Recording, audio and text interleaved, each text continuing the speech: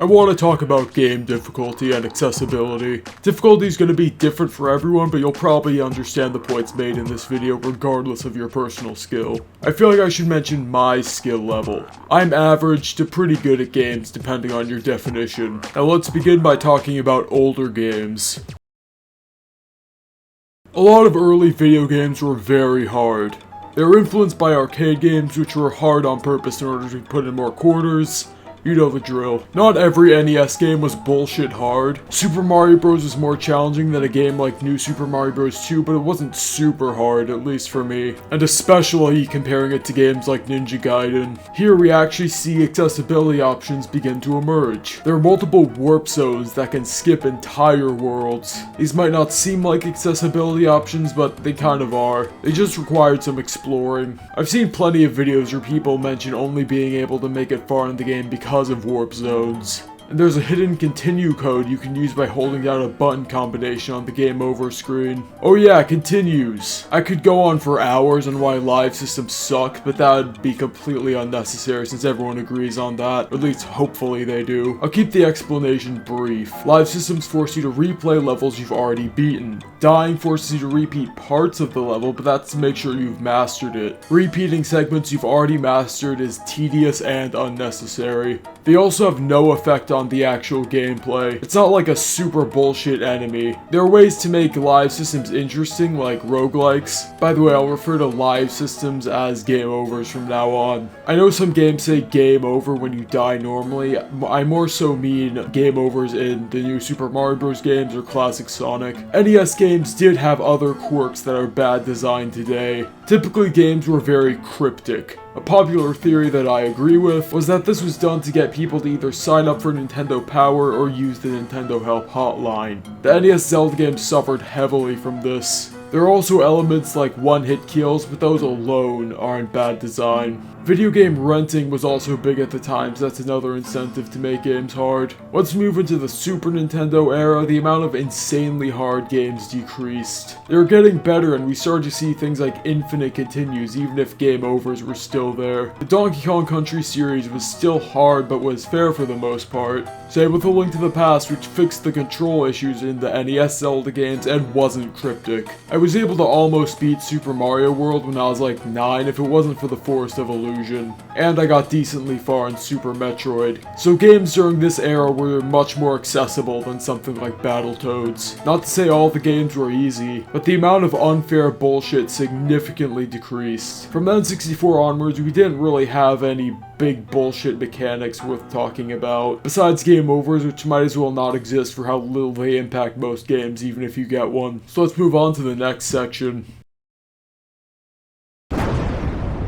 Everyone has different skill levels like I mentioned in the intro. Some people might struggle with games you find to be easy, and other people might find games you struggle with to be easy. An example for me is that I found New Super Mario Bros. Wii to be very hard, but I found Luigi U to not be very hard. Anyway, accessibility. There are a ton of ways to do this. A popular one is the difficulty selector. This is a good approach on paper, but it can get screwed up. Mainly with games like Half-Life 2, where harder difficulties just give the enemies more health, making your gun seem ineffective and less satisfying even if it is harder. The modern Doom games probably have one of the best difficulty selectors. Instead of adding health, they make them more aggressive and deal more damage. This way, different combos are consistent across all difficulties. Doom the Dark Ages allows you to customize even further because it has different sliders. And there's an extra difficulty in the modern Doom games, Ultra Nightmare. It's nightmare difficulty, but you restart the entire game if you die. As an extra mode, this is a really good addition, especially for games that are meant to be mastered. Another upside of difficulty selectors is that more experienced players can make the games harder. It's not strictly an accessibility option. Not every game gets selectable difficulties right, though. There's sometimes where one difficulty is too hard, but the one below it is too easy. From what I've seen, this is somewhat common pitfall, so I thought I'd mention it. Okay, back to Nintendo. The Donkey Kong games have been adding easy modes, whether that be modern mode and returns. I don't know what's modern about it. They kept game overs, it's just an easy mode. Difficulty names can also be a little misleading sometimes. The worst example is Pikmin 3 Deluxe, where the hard difficulty was the normal difficulty on Wii U. I can't be the only one who assumed hard was a harder difficulty and normal was normal. Anyway, in Tropical Freeze you have Funky mode.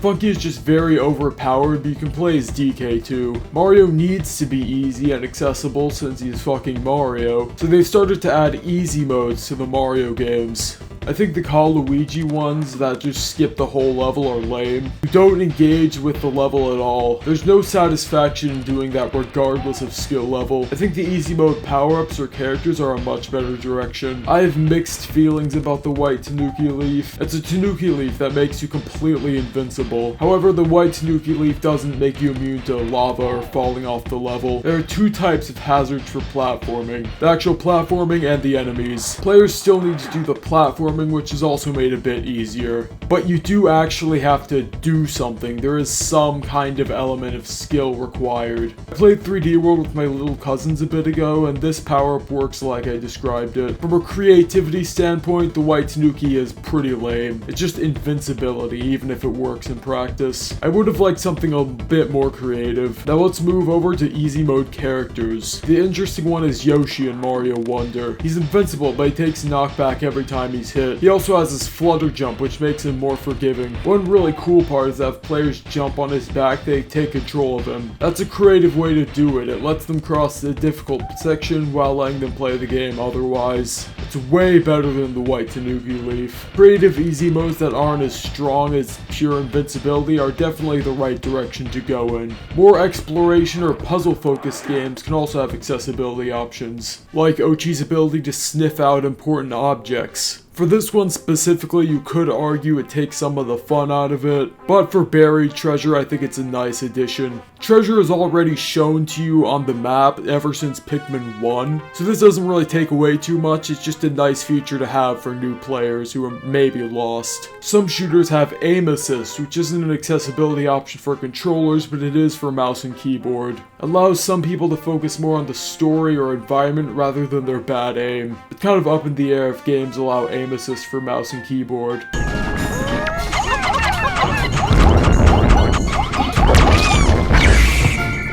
So this is great for new players, but what about more experienced ones? Mario has a ton of longtime fans who would find these games easy. There are many different solutions for this, so let's take a look at a couple. Let's start with Mario Odyssey. The campaign itself is easy, but you have so many moves. There are tons of shortcuts or self-imposed challenges you can do. Just think of some cool thing you could do to get a moon and you can probably do it. There's so much skill expression in the movement, which easily makes up for the otherwise easy campaign. Kirby Planet Robobot has special levels that unlock by 100%ing all the levels in a world. Many classic shooters have secret levels unlocked by exploring. Now let's go over Mario Wonder. The main campaign is very easy. It's incredibly creative and a blast, but very easy. But if you go for 100%, you get access to the Special World. The Special World has, for the most part, pretty hard levels. The new Super Mario Bros. Games also have this, but it's done a bit better in Wonder since the levels are just better. Getting all the purple 10 coins is really fun too and helps keep the player engaged. Which brings us to the next point.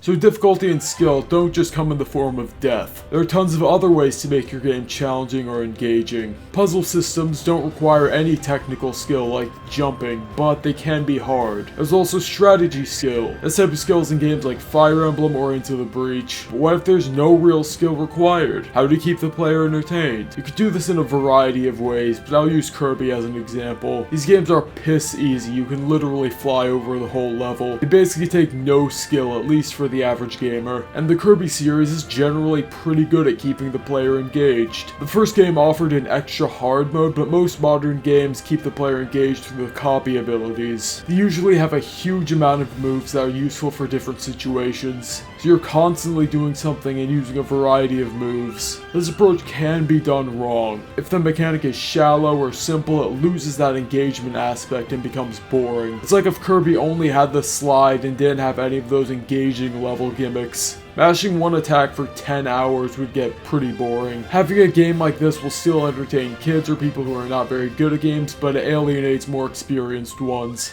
I used copy abilities as an example, but like I mentioned, engaging level gimmicks accomplish a similar thing. Very easy, spammy gameplay can be completely fine if the game engages you in a different way. The Fire Flower is just spamming attack, but challenges your technical skill because you still need to platform. Or Pikmin 4. Its combat is very easy for the most part, but the exploration and multitasking is phenomenal, so it makes up for that. You need to have something to engage the player for the game to be fun for the average player.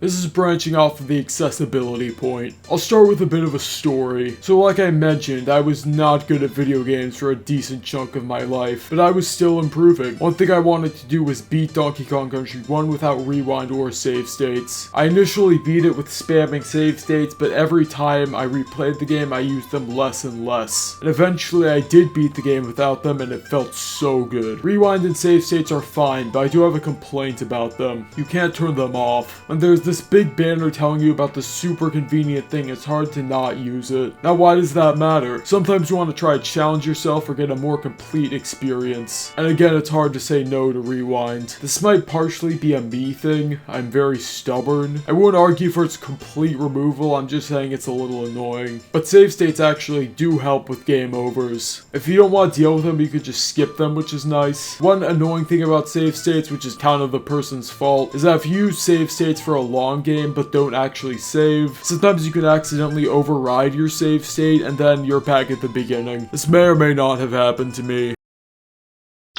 Let's talk about hard games. Like I mentioned before, I wasn't good at games until a couple years back. I could barely beat games like Sonic Mania or anything. Granted, I did play as Knuckles for my first playthrough, which, if you don't know, is the hard mode. That was until I started my mainline Mario Marathon. If you suck at video games, I'd recommend starting with this. Use save states if you want, but try not to rewind or save scum. Maybe start with games like 3D World and eventually ramp up the harder games like Sunshine. Getting better at games is a gradual thing, and the most important part is to keep testing yourself. Anyway, let's move on to some hard games I want to talk about. Cuphead is probably one of the most fair games ever while still being insanely hard. Every attack is clearly telegraphed and you have 3 chances no matter what. The movement is fluid and precise. There were only 2 parts of the entire game where I died and didn't feel like it was 100% my fault. This is the gold standard of insanely hard games. I really need to beat the DLC. The Donkey Kong Country series is good as well. DKC 2 is very hard, but it's super fair.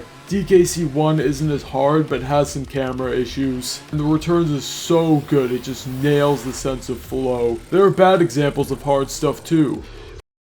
So this is a section on bad hard games. Or at least bad hard sections. I won't go over stuff like bad controls or anything that literally everyone agrees suck, because I won't have anything new to add, and I already went over cryptic stuff in game overs. What I will talk about is bullshit hitboxes, specifically with sprite games, because that's far worse. There's no reason for DKC 1 hitboxes to suck. All they had to do was trace the sprite and remove some parts that could be problematic. To be fair, you don't die from jank hitboxes super often. It's just bullshit when you do. You wanna know what's worse? The fucking Death Egg robot. The hitboxes are somehow even worse. Basically, you can only hit him when both spike arms aren't pointing out. In theory. In practice, it's extremely inconsistent. There are parts where both arms are clearly behind him, but you get hit anyway. If you find the rhythm, you could definitely beat him somewhat consistently, but even then, you'll still sometimes get fucked. Next thing is the lack of checkpoints. Checkpoints don't need to be spammed everywhere, it should be placed every couple rooms or so or before a boss. The DKC games do a generally great job with this. I know I've glazed DKC like 8 times. I'm sorry for this. I know people really like this game and I do too. And using this as an example on a segment about stupid shit will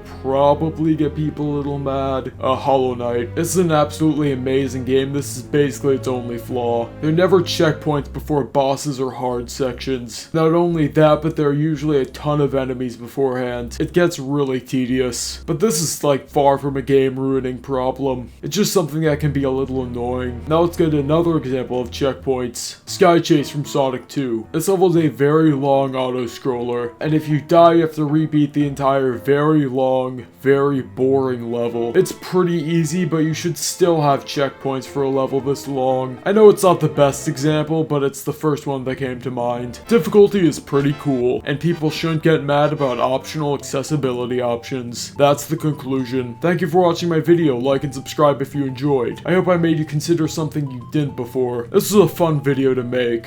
If you have any fun topics to discuss or suggestions in general, leave them in the comments. I have a couple others planned, but I'm curious what you guys would want. Bye.